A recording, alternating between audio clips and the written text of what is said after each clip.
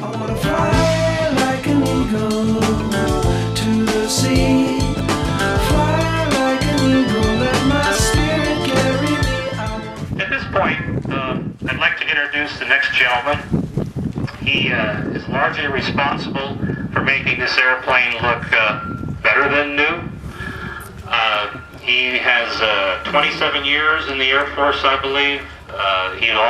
He began his career actually in the mid-50s, if I'm correct, back when the Air Force still had day fighters and night fighters. Came up through the F-102, the F-106, retired on the F-15. So without any further ado, I'm going to introduce this gentleman that we're blessed to have, Ralph Robledo.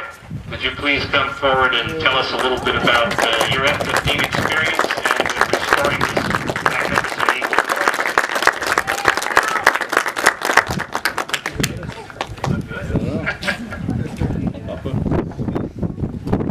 Thank you, Joe, and thank you everyone for coming today. Isn't she beautiful? Yes. I'm talking about my wife. The aircraft was put together by the CAM restoration crew. Thanks to the restoration crew, we have the aircraft on display today. When we first got the airplane, we had to attach the wings, we had to install the stabilators, we installed afterburner cans, and then it sat for a while as we waited for parts and worked on the A4, the TF-102, and the T-39. On January 15th of this year, work began in earnest. We opened up the cockpit, removed all of the items that had to be removed and or replaced. We steam cleaned the exterior surfaces of the aircraft.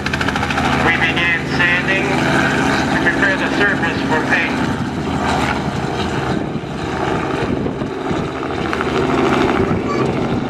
While this was being done, we did a little research on the aircraft to find out when it was actually built, where it went, and what insignias should we put on it. It came with a ST tailcoat.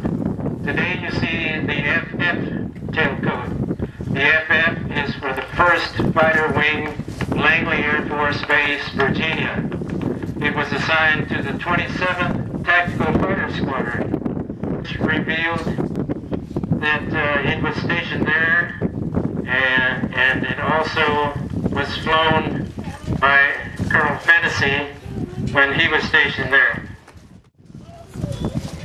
September 9th, we towed the aircraft out here. That gave us 10 or 11 days to get it as it is now. So our thanks again to the CAM restoration crew. Everyone that came out here and grabbed a shovel, grabbed a rake, pounded the posts, strung the chain, did a fantastic job. At the end of the move, Dave and I were in the Uke heading back toward the hangar, and Dave, he's choking me up, Dave. He reached out to me.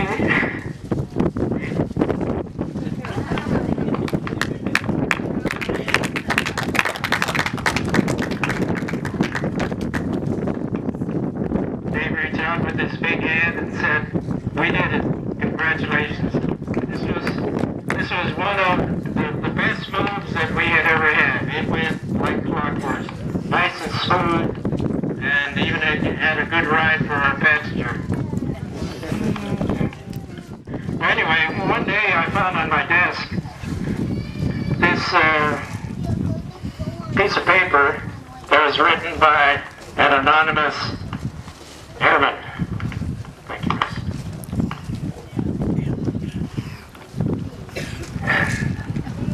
It's entitled, "I am the Eagle Keeper.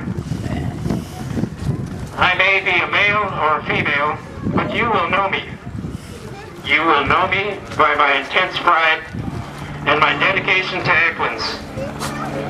excellence, like those in medieval times that raised, groomed, and healed fierce birds of prey. I watch Each time the eagle soars, knowing that it is ready to fight. My part of the task may be small, but I know that without my efforts, the job of defending these skies may not get done. You will see me day and night in summer's heat or in winter's chill, plying my trade.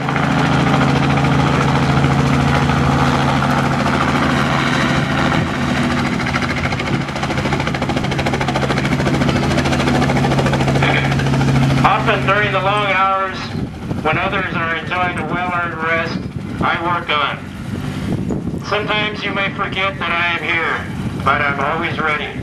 I don't need constant praise, but now and then, take notice of me. There is nothing glamorous about me or what I do, but inside, I stand just a little bit taller when you recognize me. My hopes are no different than yours. My problems just the same. But somehow I keep giving all I can. So watch me as I go by and realize because of me, the eagle stands ready. I am the eagle keeper. We are the Castle Air Museum F-15 Eagle Keepers. Thank you very much. So much, and we did know the Eagle Keepers what they were doing for us. Trust me, we really did. Because one thing we know about the Eagle is it was a bear to maintain. It really was. It took a lot of hours to get every hour that I got to go up and spin and play and have fun. They were working probably 6 or 7 or 8 hours for that 1 hour that I went up and flew. So, Ralph, we definitely appreciate it, and I definitely appreciate the great work from the Castle Air Museum folks to put this together. What I'm supposed to talk about is kind of what's the Eagle about. Okay, I can describe the Eagle flying experience using a whole bunch of superlatives. You know, I can use awesome, or I can say the Southern California is totally awesome, that kind of stuff. It was fun. I never looked at my job as a job. That was the beautiful thing about being a pilot. Anyone that flies out here knows that. Flying is fun. It's what they do almost as a hobby.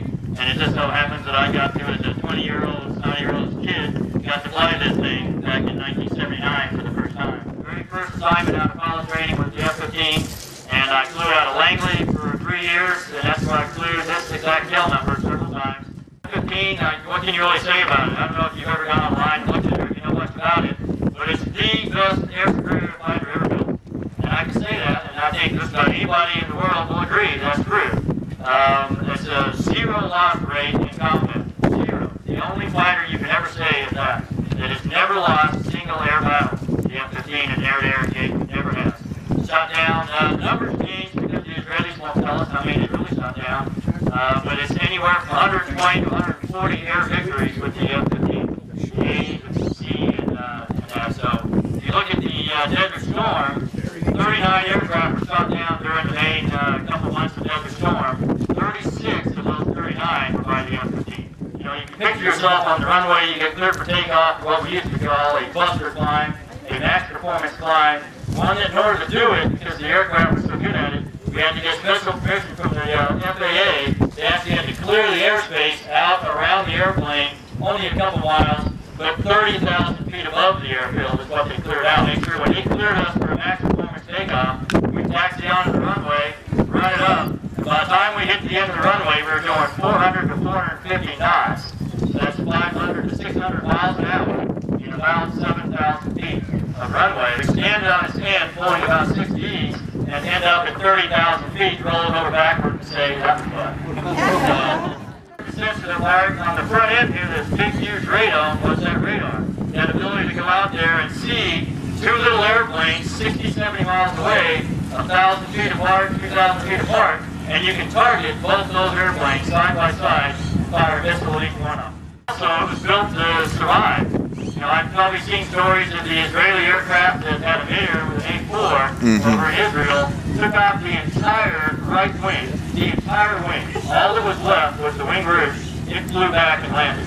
You know, so it was built to survive. It could take a hit, you know, like the Condensed, take a Lincoln, and keep on ticking out there. You know, it was a really, really good airplane. So the maneuverability, the speed, and the radar, all the avionics on it, made it probably, I still think, the greatest airplane there is out there. Now, when F-15 Eagle takes off, even today, I guarantee you the enemy will take notice.